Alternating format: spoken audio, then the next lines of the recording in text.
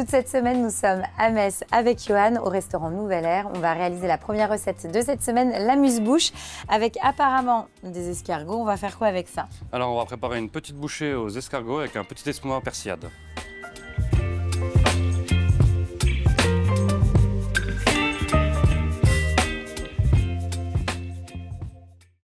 Donc là, Yoann, on va commencer par le feuilletage. Je vois que tu as une pâte feuilletée. Exactement. Donc ça va nous servir de contenant pour notre amuse-bouche. Oui. Donc là, tu mets tout simplement un peu de dorure. Ouais, un œuf battu. Et ensuite, tu vas emporte-piécer pour faire ta petite bouchée, on va dire ça comme Exactement. ça. Tu mets finalement deux petits ronds de pâte feuilletée l'un au-dessus de l'autre. Sachant que ça, on peut les préparer en amont et comme ça, on les a déjà préparés. Oui, ça peut être cuit à l'avance. Oui, puis l'idée finalement, c'est d'avoir vraiment le format amuse-bouche apéritif, quoi. Voilà. Qu'on prend à la main. Exactement. Et ensuite... On va emprunter un tout petit peu le dessus pour pouvoir le tailler après. Donc là, tu rajoutes un emporte-pièce plus petit pour pouvoir après retirer cette partie-là, c'est ça? Exactement. Donc on va y mettre notre papier sulfurisé. Pourquoi tu mets du papier sulfurisé? Parce que je vais le mettre entre la plaque et la grille pour faire une montée contrôlée et pas que le feuilleté dérape et parte dans tous les sens. Oui, tu veux en gros qu'il monte très légèrement, voilà. Pas qu'il soit tout plat, mais qu'il monte très légèrement. Exactement. Comme toi, tu as envie. De 1 ou 2 cm. Ok, donc c'est ça, ça va monter de ça finalement. Exactement. Ok. Et ça va rester compressé. Si je mets pas le papier sulfurisé, il va coller à la grille. Et là, on part pour combien de temps à peu près? Une petite 10-15 minutes. Ouais, 10-15 minutes, ça marche. Donc le temps pour nous de réaliser la suite de la recette. Exactement. On va faire donc l'espuma. Donc là, tu as de la crème? Oui, je mets la crème. Je mets un petit peu de persillade. Ça, j'ai préparé en amont. Persil et ail. C'est ce que j'allais dire. Haché. Et ensuite, on va sur le chaud? Oui, on va aller sur le feu. On mélange donc notre crème et notre persillade. Donc je verse l'agar-agar. Voilà. En quantité d'agar-agar, tu peux me dire ce que tu as par rapport à la quantité de crème? C'est à peu près 1 g d'agar-agar pour 100 ml de liquide. Il faut le cuire une bonne minute. Donc maintenant on va là tu le passes quand même? Ouais, pour pouvoir enlever tout l'excédent de les petits morceaux qui vont sinon couler dans le... Oui, tous les petits morceaux d'ail, etc. Voilà. Finalement, la persillade, elle a parfumé ta crème. Alors voilà, on l'a assaisonnée, elle est devenue un peu verte, on le voit. Et donc après... Après, on va donc le mettre en siphon. Oui. Donc tu le mets en siphon. Et après, tu vas le maintenir au chaud, puisque effectivement, l'objectif, c'est de le déguster chaud, quoi. Exactement. Donc là, on va poêler nos escargots avec un petit peu de matière grasse au fond. Ouais, on va mettre les escargots. Et donc là, en gros, là, tu vas compter quoi? Tu auras un escargot par petite bouchée. Exactement. Quoi. Donc là, je mets un peu de beurre, un peu de persil, un peu d'ail, parce que c'est comme ça qu'on aime bien les escargots. Ouais. On assaisonne avec du salé, du poivre. De toute façon, là, c'est rapide. Hein. C'est vraiment, le petit poêlage qui va bien. Là, on débarrasse et on dresse. Exactement. On a tout qui est prêt. On va pouvoir passer au dressage. Donc là, on a mis nos petits feuilletages au fond. Donc, tu as retiré au couteau la petite, Exactement. Le petit cercle qu'on avait finalement pré-taillé. Pré-taillé. Et puis, on n'a plus qu'à mettre nos petits escargots. Je te laisse faire. Un petit escargot. Ah, c'est calibré pour. Hein. On va le rentrer un petit peu. Ne force pas parce que je te dis ça. Il dit ça va rentrer. Non mais on est sur un amuse-bouche, après on va manger plein d'autres choses, c'est pour ça, d'un autre côté c'est bien. Parce que des fois tu as des amuse-bouches qui sont trop copieux. Et donc là, tu mets ton petit espuma juste au-dessus.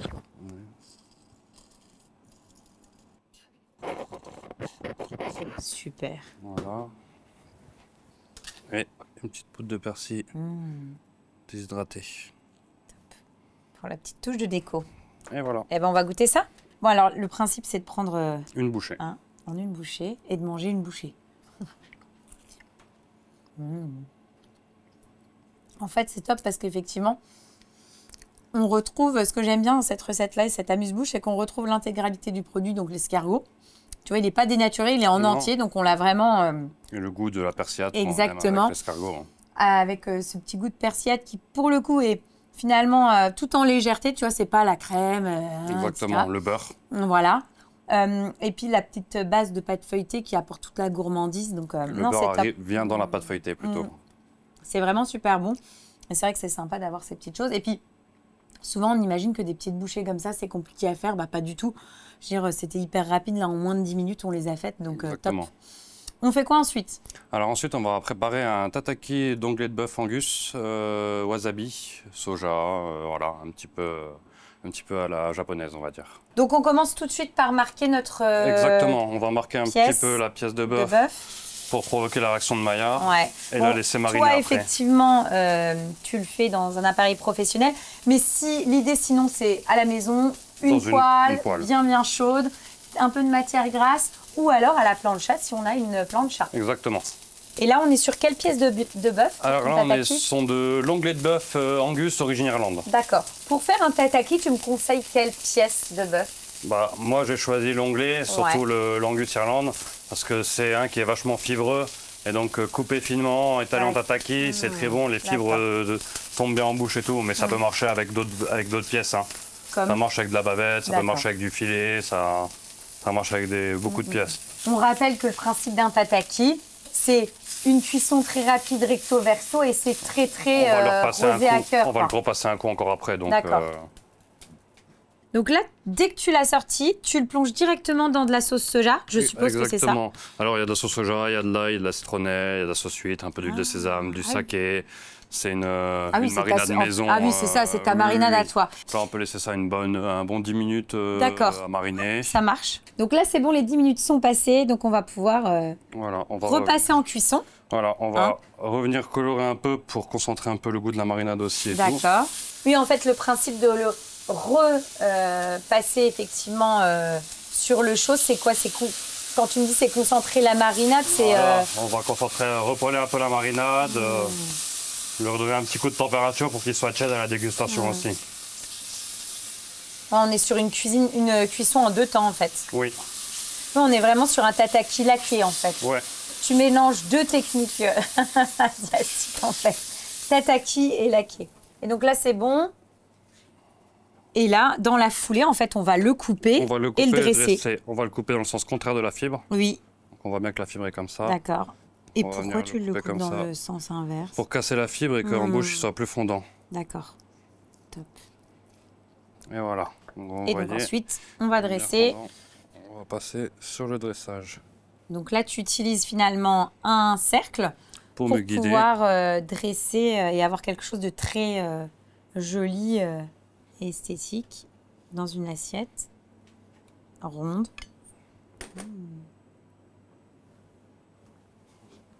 Top.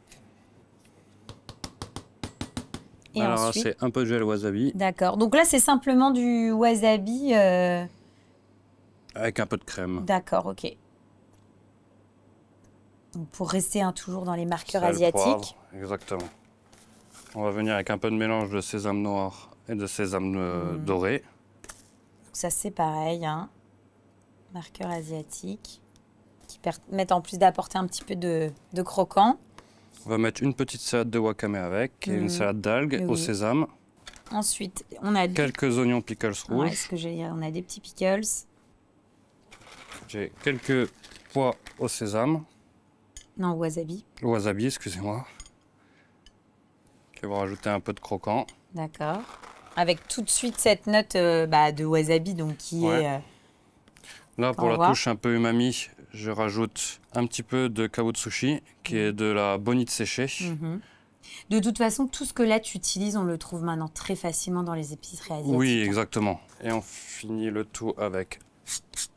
Donc un zeste de citron vert. Et donc là... un laquage, c'est la marinade qui est un peu réduite, qui est laquée pour concentrer encore le goût. La marinade, je la récupère, je la fais réduire et j'obtiens cette petite sauce-là. Voilà, exactement. Super. Eh bien, génial. Eh bien, on va goûter ça. Bon, on y va. C'est parti. C'est le moment du verdict. C'est top. C'est top parce qu'effectivement, alors, déjà, la pièce là, de bœuf est très bien sélectionnée. C'est-à-dire que c'est fondant, mais il y a quand même de la mâche. Et puis après, on est dans les marqueurs asiatiques qui fonctionnent bien. J'aime bien parce que là, effectivement, je suis tombée sur un petit peu de sésame, donc ça croque. Tu as les petites billes finalement de wasabi qui apportent aussi du croquant. Oui. Donc tu as un jeu de texture Et puis, on est dans quelque chose qui dans les marqueurs de... Voilà, j'ai envie de dire que tout ce qu'on a mis là, c'est cohérent. C'est très bien donc équilibré. Ça fonctionne et c'est très, très bon. Donc, comme entrée, je trouve que c'est très plaisant. C'est léger. Surtout après ces périodes de fêtes de fin d'année où, en général, on a un petit peu abusé. Là, on est vraiment en plus sur quelque chose qui est sain. Donc, on se régale. Franchement, c'est top. On fait quoi ensuite, chef? Alors ensuite, on va partir sur une Saint-Jacques snackée, salsifis rôti et avec un jus réduit au café. Donc là, on va commencer par quoi? L'écrasé de pommes de terre? Oui, donc j'ai déjà un peu précuit les patates pour le bien... Ouais. Bon, en tout cas, nous, à la maison, on cuit nos pommes de terre. À l'eau, un peu de gros sel. Oui, sur tout le simplement. Feu. Et donc là, c'est parti. Pendant une bonne demi-heure jusqu'à cuisson, qu'il soit bien fondant. Ça marche. Ensuite, on fait quoi? Alors ensuite, on va passer au salsifis. Donc alors, là, nous avons ces salsifis que tu as frotté. Que j'ai gratté avec une paille inox. Oui, c'est même gratté. D'abord, garder un petit peu la peau et bien laver. Donc je vais tailler des bons tronçons d'une 10, 15, 20 cm, 20 cm. C'est vraiment un produit qu'on travaille jamais. C'est un produit d'hiver. C'est très bon. Ça a un petit goût noiseté. C'est pour ça qu'on va le marier avec un peu de noisette et avec le café, c'est très très bon. Donc là, je l'ouvre en deux. Quand tu dis avec le café, parce que quoi, tu auras une petite sauce J'ai un jus réduit au café, exactement. Donc voilà. Donc là, tu les petits bouts de bois. En deux. Et voilà. Ensuite... Et ensuite, on va venir les rôtir sur la plancha. Ça marche. Donc là, sur la plancha ou dans une poêle, un peu de matière grasse, on fait bien chauffer. Là, l'idée de ton salsifis, c'est quoi? C'est vraiment de le faire de le colorer, travailler un peu rôtir. Comme une viande, en fait. De le travailler braisé, rôti comme une viande. Ça va, c'est pas trop chaud? Chaud, c'est dans la tête. Non, mais c'est pas possible. Non, mais bon, chez vous à la maison, je vous déconseille d'utiliser vos doigts. Soyez comme des gens normaux comme moi. Voilà, merci. Il y a des spatules, sinon ça marche aussi. C'est bien avec la spatule, non? C'est mieux, non? J'ai l'habitude de travailler avec mes doigts, donc on va y rajouter un peu de beurre. 3 noisettes de beurre. Une petite noisette de beurre. Là, ça paraît impressionnant parce qu'il n'y en a que 2 portions dedans. Mais... Oui, oui. Là, la cuisson, on part pour combien de temps à peu près de cuisson? C'est long? Je rôtis pendant 2-3 minutes jusqu'à avoir une belle coloration. J'arrose un peu de beurre. Et après, je vais mettre de l'eau. Oui. Et un peu de bouillon pour finir la cuisson. Ok. Mais un salsifis, ça met combien de temps? Dans l'eau, 5 petites minutes. Ah oui, donc c'est assez rapide. Hein. Oui, oui, oui. Mais c'est fou que ça soit un légume comme ça qui ne soit pas beaucoup utilisé. Alors oui, il faut le gratter. Mais une fois qu'il est gratté, c'est bon en fait. Hein. Exactement. Et là, donc, on va rajouter un peu d'eau. D'accord. Excusez-moi. Hop. Et donc là, un petit peu d'eau. Donc toi, tu as la chance d'avoir effectivement... voilà. Et si c'est à la maison, dans une casserole ou une poêle... c'est le même principe, sauf qu'on prend une poêle avec des rebords. On met un petit couvercle. Ok. Et là, on laisse 5-6 minutes à cuire tranquillement. Exactement. Donc là, on a égoutté nos pommes de terre et donc on va réaliser notre fameux écrasé de pommes de terre. Exactement. Donc là, tu mets du beurre. Un petit peu de beurre. Toujours un peu, à consistance. Oui. Je cuisine avec beaucoup de beurre, je sais, mais... Oui, mais bon, écoute... On n'écrase jamais les pommes de terre à sec. Oui, oui, puis bon... Si on écrase les pommes de terre à sec, ils cornent et la pomme de terre devient élastique. Donc on l'écrase toujours avec une noisette de beurre avant de rajouter la crème. Oui, puis bon, on a beau dire n'importe quoi, mais la pomme de terre et le beurre, c'est super bon. Puis il faut l'hydrater. En fait, une pomme de terre, elle a besoin d'être enrichie. Hein. Le beurre, c'est comme le sel, c'est un exhausteur de goût. Et donc tu le fais au fouet, hein, parce qu'on est vraiment sur un... On écrase de pommes de terre et pas une purée passée au moule. Oui. Et là, tu rajoutes de la crème. Et on va pouvoir assaisonner. Et donc après, à la maryse. On garde des petits morceaux. Oui, on est vraiment... On veut quand même retrouver un petit peu de pommes de terre. Donc là, on assaisonne bien avec du sel. Pour les gourmands, on peut mettre une petite huile de noisette à l'intérieur. Oui, noisette qu'on va retrouver et dans finalement ce goût de Saint-Jacques. Et puis tu vas en mettre un petit peu, c'est ça? Donc là, on a notre purée de pommes de terre, notre écrasé de pommes de terre qui est prêt. Oui. On fait quoi ensuite? On va passer à retirer les Saint-Jacques, les salsifier encore un petit coup et puis on va passer au dressage. Après, on dresse et on mange. Exactement. Donc là, on va cuire nos Saint-Jacques. Donc là, tu as mis un petit peu de matière grasse sur ta plancha. Ouais, un peu d'huile d'olive. On peut déjà mettre nos salsifis qui ont été cuits dans le bouillon. On va les remettre à rôtir un coup pour qu'elles aient une jolie coloration. Exactement. On travaille vraiment le légume comme une viande en fait. Comme élément principal un petit peu. C'est presque la star de ton assiette, quoi. Exactement. Et ensuite, tes Saint-Jacques. La petite sauce qui accompagne, donc, elle est prête. Ouais, c'est un petit jus réduit au café. Ok. Bah, c'est tout bon, on n'a plus qu'à dresser, hein, c'est ça? Exactement. On attend la cuisson des Saint-Jacques et on dresse. Oui. Donc on y va. Donc tu commences avec ton écrasé de pommes de terre. Dessus, j'ai fait préparer un petit crumble aux noisettes. D'accord, donc crumble salé.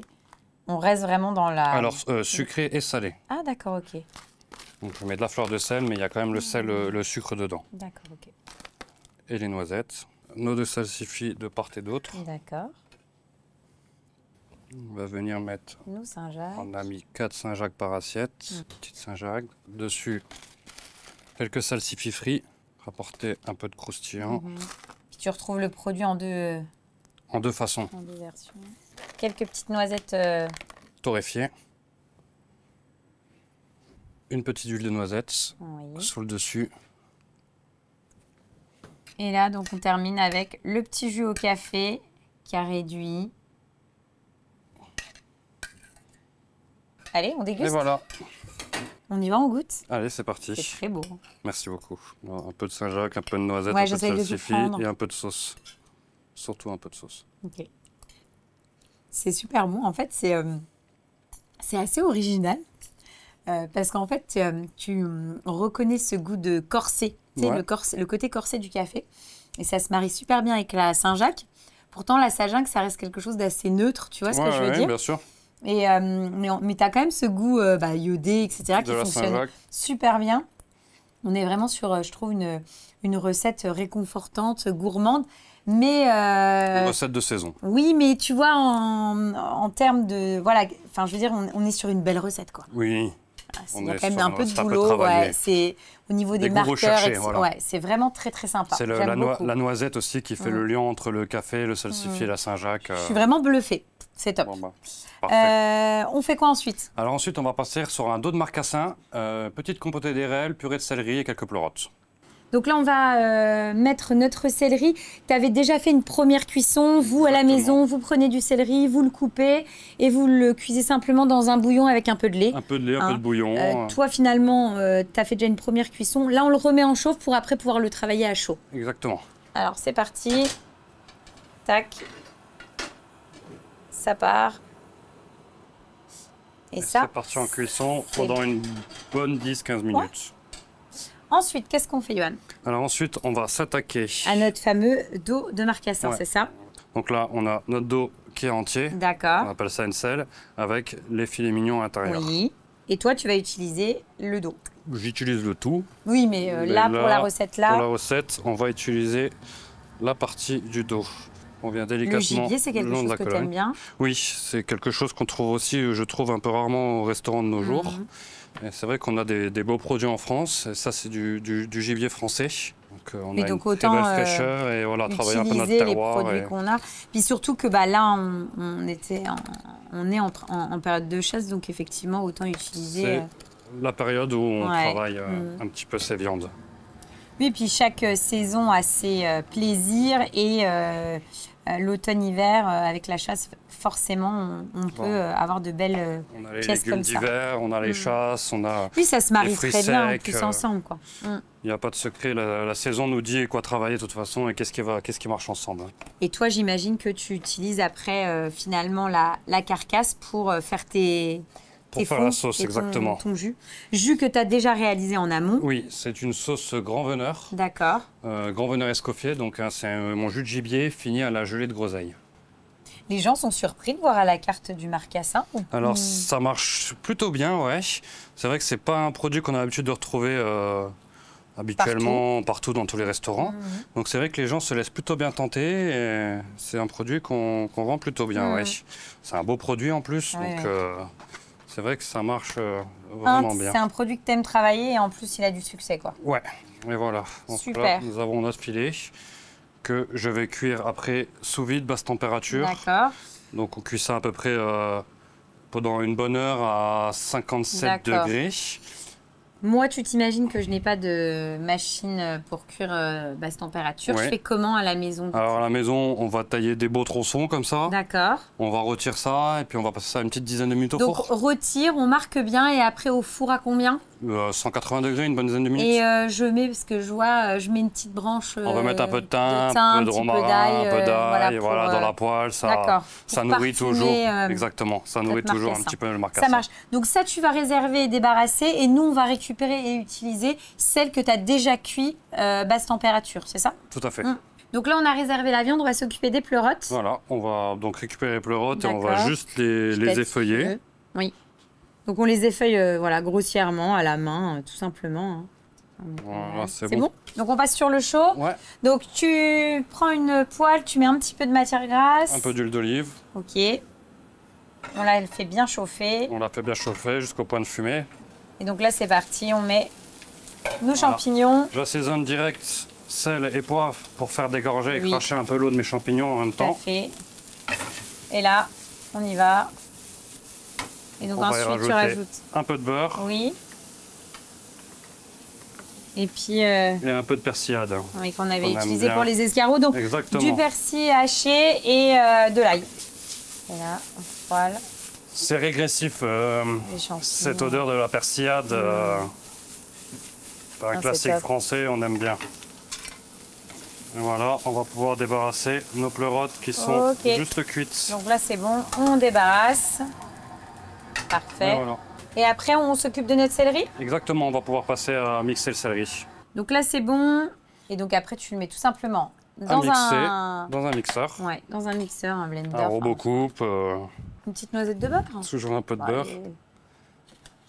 C'est l'hiver, un peu de beurre. Il faut que ça tienne au corps. Un peu de sel.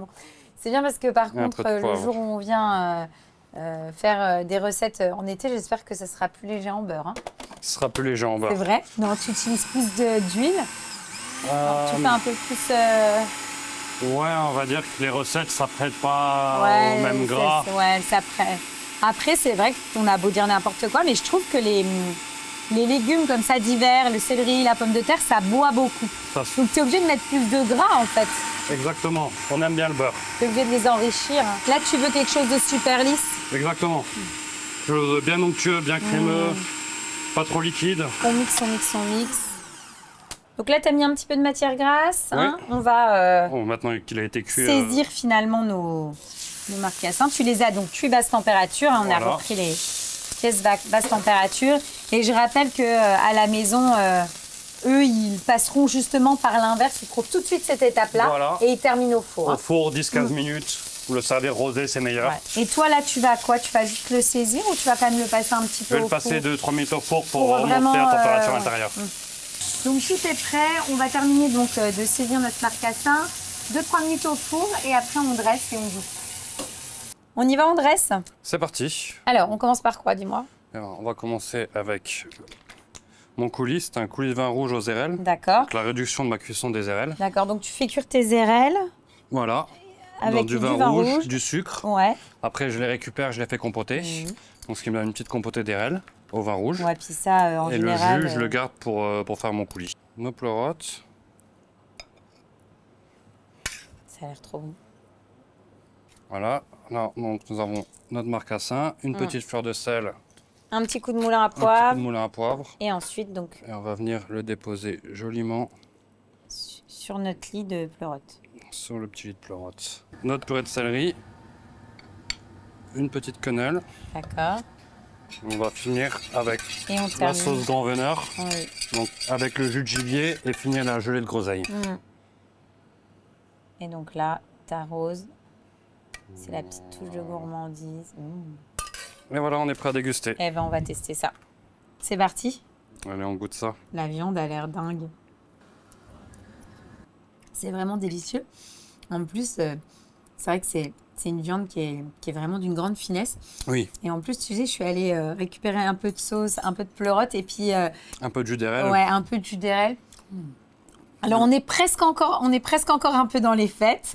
Oui. Il y a des petites notes, je trouve, avec les érelles. Mais bon, on se régale. Même si Noël et Nouvel An sont passés, on est encore, en tout cas, dans ces recettes hivernales. Voilà. C'est réconfortant, ça fait plaisir, on se régale, donc top. Avec l'acidité de l'érel, la rondeur de la sauce, ça équilibre le tout. Et ça casse le beurre de la purée aussi. Donc trop bon. Voilà, on a un bon équilibre en bouche. On va terminer sur un dessert. Ouais. Le moment que je préfère. T'as prévu quoi? Alors, donc c'est un dessert à base de champignons. Donc c'est une ganache montée au Jean du Jard, pralin avec une glace cèpe pralin. Donc on y va, on commence par notre crumble. Donc on va y mettre le beurre. Ouais, donc beurre pommade. 75 g de beurre pommade. Ok. On va rajouter 37 g de noisettes concassées. Oui. Concassées et torréfiées. Oui. On va y rajouter 62 g de sucre. Oui. Et 93 g de farine. C'est précis, hein. On va malaxer tout ça. Ouais, tu veux que je commence à malaxer? Ouais, on peut. Ok. Je vais rajouter un peu de poudre de cèpe pour le goût. Donc là, le champignon, dans cette recette-là, hein, on est sur un dessert aux champignons, il se retrouve là en poudre de cèpe. Voilà. Tu les fais dans comment? le crumble. Enfin, en gros, tu Alors, c'est des cèpes déshydratés que je mixe. Ok, tout simplement. Voilà. Donc ça, on en trouve hein, maintenant des cèpes déshydratés. Oui, bien sûr. On peut déshydrater maison, mais bon, il y a autant les acheter déjà déshydratés. Ok. Écoute, je pense qu'on est pas mal là. Je sais pas ce que tu en penses, Johan. Je vais regarder ça tout de suite. Regarde. Ah oui, on est pas mal. Hein. On va pouvoir le mettre sur la plaque. Donc je le mets sur la plaque. Ouais, et on va mettre ça au four une bonne dizaine de minutes à 180 degrés. Je l'étale. Ouais, pas trop étalé. Et voilà. Voilà, on va mettre ça une dizaine de minutes au four. 10 minutes au four, le temps pour nous de faire notre ganache. Exactement.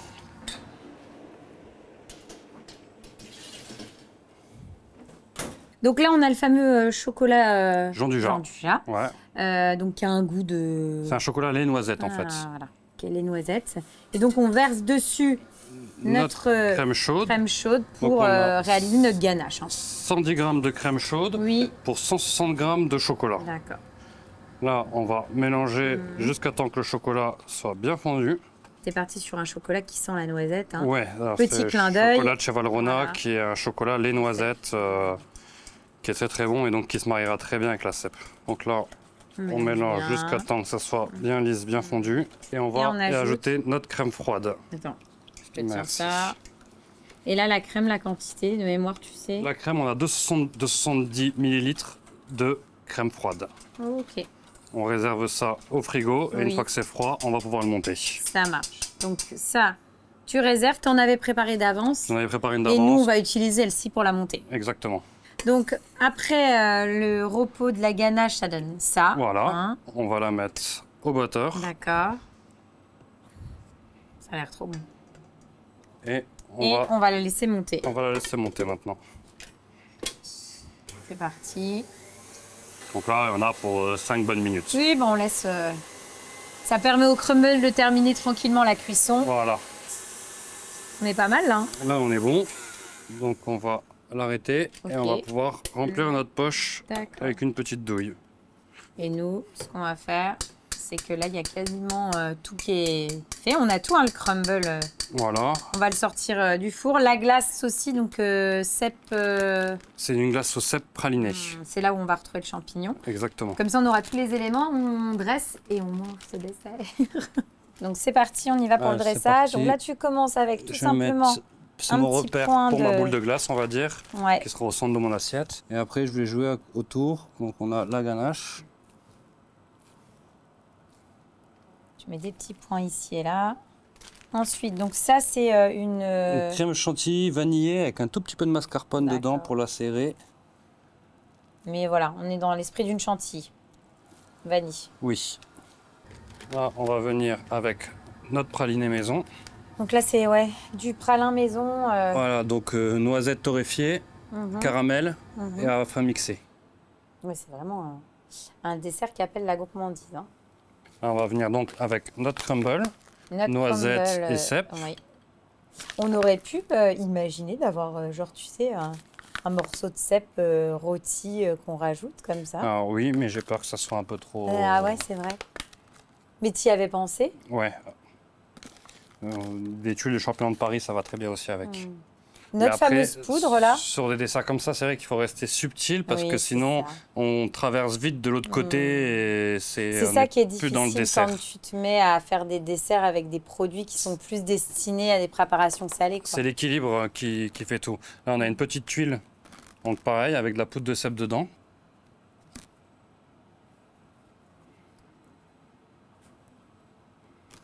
Et on va venir finir tout ça. Avec cette fameuse... Avec cette glace cèpe pralin. Que tu mets donc au centre. Et voilà. Super. Bah, c'est très beau. On va goûter? C'est parti. Bon, eh bien, c'est le moment tant attendu. Où, place à la dégustation. Exactement. En fait, c'est fou parce que... ce que je te disais tout à l'heure, oui, le fait de remettre, pourquoi pas un cèpe, etc. Je pense que là, on est vraiment dans quelque chose, je trouve, qui est subtil. Ouais. C'est-à-dire que si tu ne sais pas, tu vas dire « Ah, mais c'est quoi ?» etc. Il y a un goût, on cherche, mais on... Mais c'est vraiment très, très bon. On est dans quelque chose qui est très délicat. C'est vraiment dans la glace que le travail se fait. Que ça se ressent le plus. Mais c'est vraiment très, très bon. Et on a quand même ce goût de... On est vraiment dans un dessert. Je dis ça parce que moi, j'adore les desserts. Et que parfois, tu as peut-être des gens qui vont se dire « Ah ouais, non, je ne sais pas si je vais me laisser tenter par un dessert avec des cèpes, etc. » Et on est dans un dessert et c'est très bon, quoi. C'est pour ça qu'il faut être très subtil dans l'accord de la cèpe. Ouais, c'est ça. Pour pas que ça prenne le dessus non plus, mais qu'on le sente, que ça soit un équilibre avec la noisette et le chocolat. La noisette, le pralin, ça fonctionne super bien. C'est top. C'est top du top. Merci à toi, Yann, pour ton accueil. Merci, on a passé une bonne semaine avec plein de recettes. On s'est régalé. Donc, écoute, quand en général, ça se passe comme ça, on revient l'année prochaine. Avec plaisir.